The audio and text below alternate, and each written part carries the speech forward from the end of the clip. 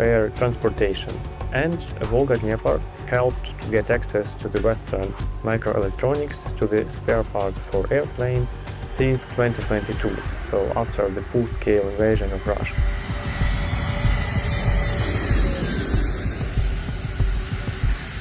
Planes of this company supply to Russia Federation components, supply shells, artillery shells, supply some materials for explosions. Also, planes of this company were involved in illegal activities of Wagner Group.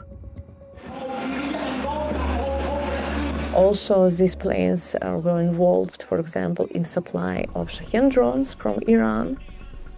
Also, they were involved to supply some weapon and some military personnel from Syria and other.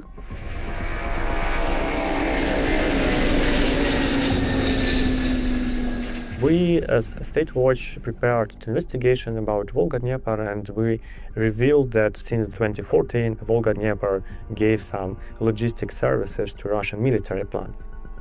Of course, it might be an argument for Ukraine to say that this person is a threat to the national security because of its links to the Russian military regime. And because of these activities, Volga-Dnieper was sanctioned by the EU, by the US, and Canada, for example, is trying to seize one of the airplanes which was arrested in Canada in 2022 of Volga-Dnieper.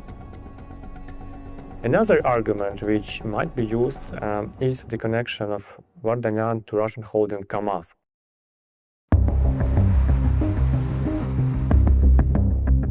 KAMAZ is a big company which produces military vehicles, and Vardanyan actually until 2024 had a share in that company.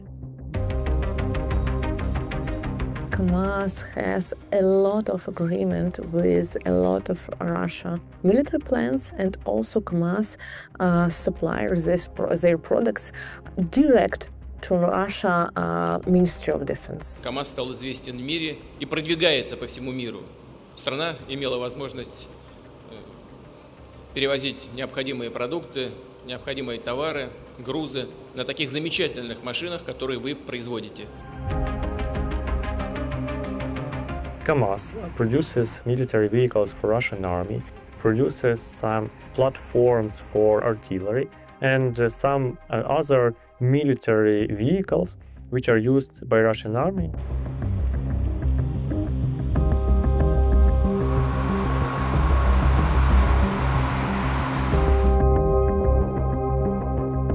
And Ruben Vardanyan cannot have so connection without close connection with Kremlin, without close connection with Putin.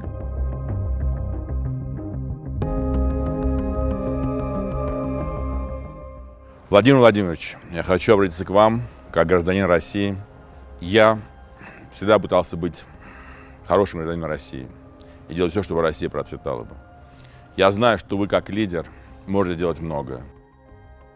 A lot of Russian oligarchs, Russian businessmen are not under focus still in the EU or the US or the UK. The war opened possibility to investigate cases against oligarchs and against people around all over the world.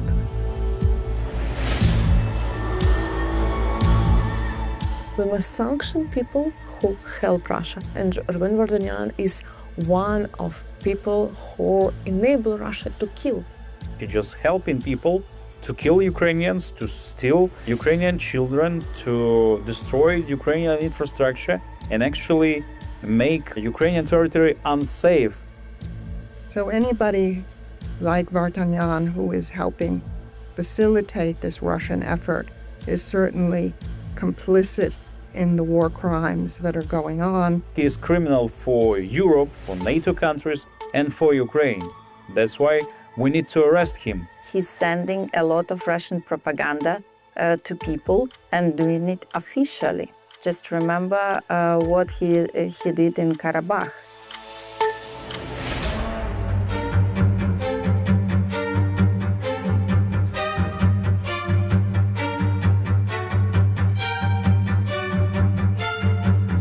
Vardanyan denounced Russian citizenship before coming to Karabakh. Ես կանգնած եմ դեր առջև իմ Հայաստանի քաղաքացու անձնագիրը ձեռքս։ Imagine the circumstances. It would have been absolutely impossible for anybody to be able to come to the territory of Azerbaijan, temporarily controlled by Russian peacekeeping forces, without the positive nod or some form of acquiescence from the Kremlin. Ես տեր եմ այս հողի, ես տեր եմ Հայաստանի, ես տեր եմ հայ աշխարհի։ Ruben Vardanyan did not denounce his passport. This is a complete fake. You can burn in your passport, but you will not losing your citizenship. You can't just go to a camera and say, I'm no longer Russian. It doesn't work like that. He renounced his Russian citizenship because it was a decision from him, because he cannot become, served one country having a citizenship of another country. It's clear for those who are close to Ruben Vardanyan where this desire and motivation came from when he made this bold decision to move to Artsakh, and it has nothing to do with Kremlin.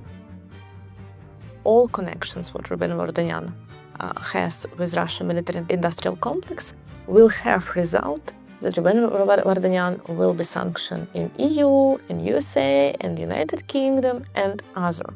And exit from Russian citizenship, it's very good decision for avoid sanction. He continued to have a share in Russian company KAMAZ until 2024.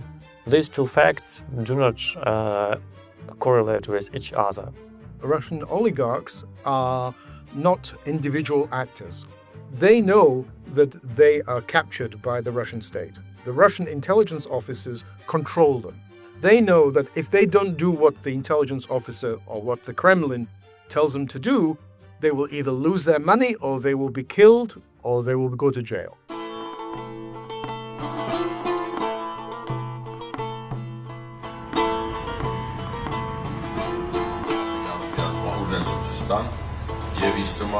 Well, he arrived in Karabakh in late August, early September 2022. To understand what his real mission might have been during that historic juncture, we need to look at what was happening in this region back during that time juncture.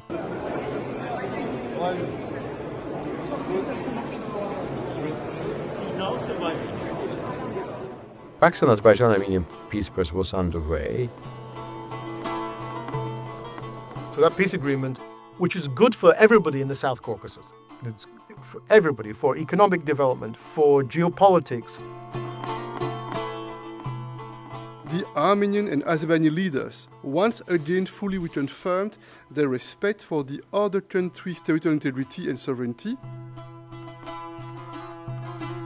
Azerbaijan and Armenia recognized each other's territorial integrity in Prague. And then Vladimir Putin, in late October, was delivering a speech at Valdai Discussion Club and responding to a question posed by an Armenian journalist, said that idea of Armenia recognizing Azerbaijan's territorial integrity, including Karabakh, was a very bad idea.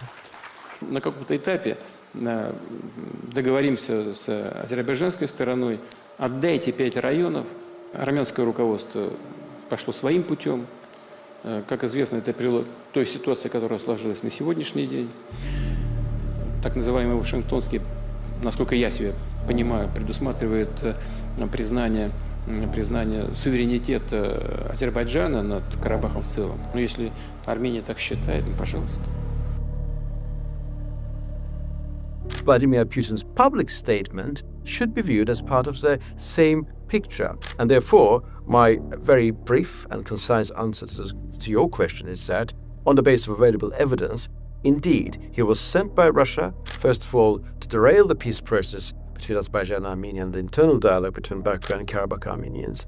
And second, of course, they wanted to use Ruben Vardanyan as a potential competitor to current Prime Minister Nikol Pashinyan. So in that sense, it was very dangerous. Ruben Vardanyan was just one in a row of other Armenian oligarchs supported by Russia who were supposed to become pro-Russian leader of Armenia.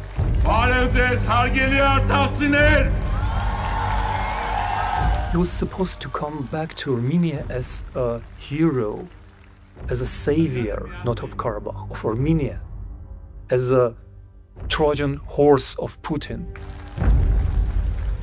Yəni o Paşinyanı suçluyurdu, Paşinyanı uğursuz ama özünün uğurlu olmasını gösterirdi. Because for Putin, Pashinyan is like Saakashvili. You know, pro-Western, came to power in a revolution, democratic revolution. Pashinyan is not somebody that Russia could rely on. Vardanyan would have been a much, much better person. He would have made Armenia completely subservient to Russian interests. And he was going to use Karabakh as a launching pad to take over in Yerevan, in Armenia.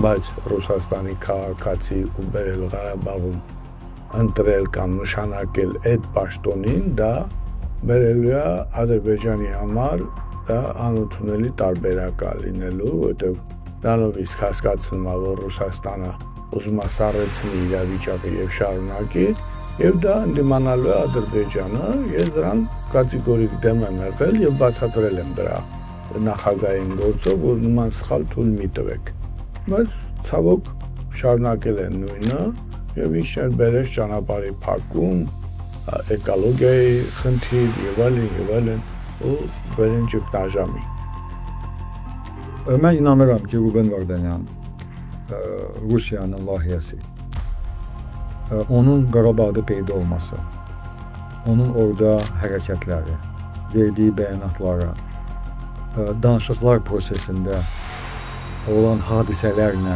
üst-üstə gəlməsi və Rusiyanın maraqlarına cavab verən hərəkətlərin həyata keçirilməsi ona deməyə əsas verir ki, Ruben Vardanyan məhz Rusiyanın layihəsi idi. Azərbaycanın Qarabağ ermənilərlə bağlı ideyası ondan ibarət idi ki, biz onları reinteqrasiya edək. Əvvəl ərazini və əhalini. Ruben Vardanyan isə sona qədər mübarizə ideyası ilə ora gəldi. Və hamını əmin edirdi ki, onun arxasında Rusiya var, onun arxasında Putin var, onun arxasında erməni diasporası var. O hər gün dünya mediasına müsahibələr verirdi və hər yerdə bildirirdi ki, Qarabağ erməniləri heç vaxt Azərbaycanın tərkibində olmayacaqdır. Ermənilərə ümid verildi. Ruben Vardanyan in Nagorno-Karabakh, welcome to Hard Talk. Look, this guy came to Karabakh and directly started propaganda on the highest level, BBC, France Press, and other. Mr. Vardanyan, thank you for being with us on France 24. Big thank you for all French people who support us and the French government. I really feel very warm about your support. Qarabağ erməniləri daxilində Azərbaycanla müəyyən münasibətdə olan şəxslər var idi. O, onların qarşısını da aldı. Beləliklə, orada parçalanma yarattı. Do you think that Armenia's fate and future lies with Russia, Putin's Russia? I don't want to talk about Armenia. We're a separate country. I'm talking about Artsakh. Artsakh don't want to be part of Azerbaijan. This is clear, it's all. He made it very clear that there's no future for Karabakh Armenians under Azerbaijan jurisdiction. Coexistence between Karabakh Armenians and the rest of the country was utter impossibility, and therefore Armenian forces, to which he referred as self-defense forces, and the Russian peacekeeping forces should have stayed in Karabakh infinitely. That's what he effectively said back then. Yəni onun bütün məqsədi, bütün fəaliyyəti ondan ibarət idi ki, Rusiya sülhməramlıları, yəni Rusiya ordusu Qarabağda uzun müddətli qalsın və Rusiyanın maraqları bu bölgədə təmin edilir.